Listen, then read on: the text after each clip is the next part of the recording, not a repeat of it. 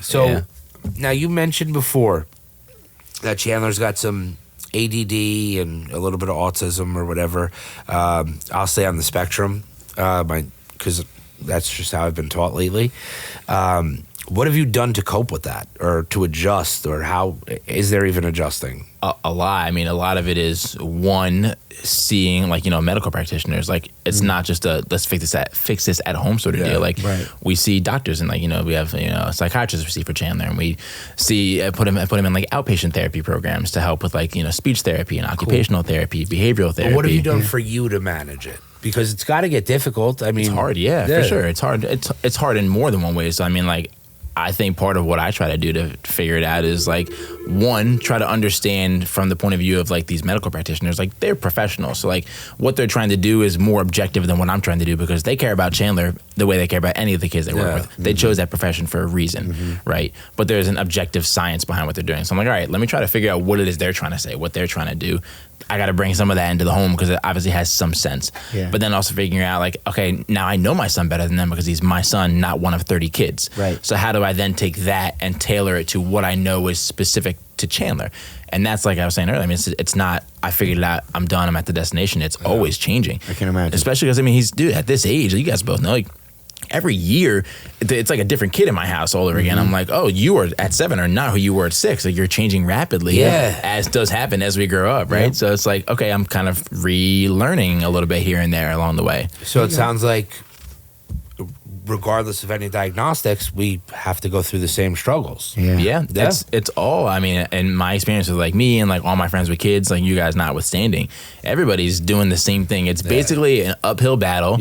You have a couple of stops along the way, a couple of plateaus where you're like, God damn, look at this view. And then you continue the hard climb, and at the top there's something awesome that's going to be there, but there's still a lot of work to get there. It's just that everyone's on a bit of a different mountain.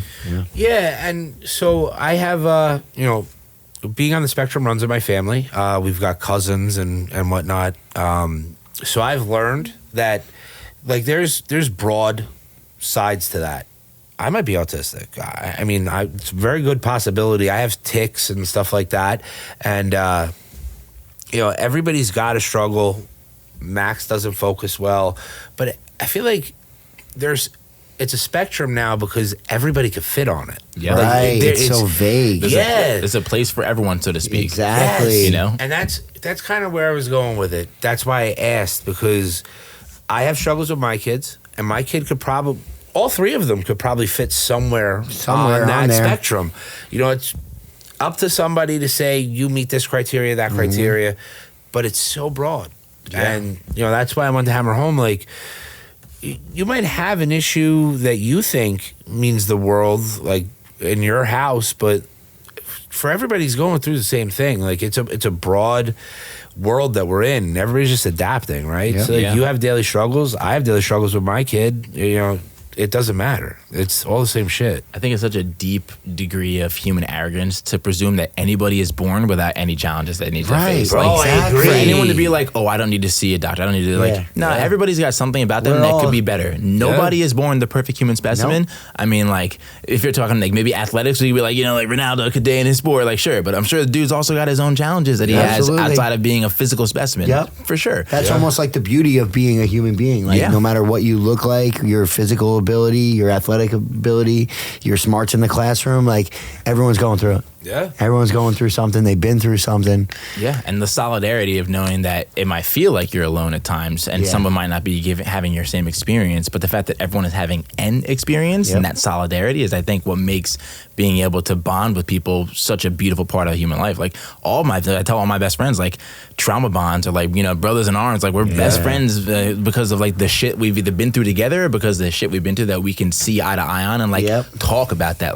Very few of my closest friends are friends of mine where I feel like we only ever talk about the light and fluffy. I don't think I have any friends like that. It's usually the nitty gritty conversations are where I get in deep with people. And I'm you're my kind of person I can be with. Yeah. I like it.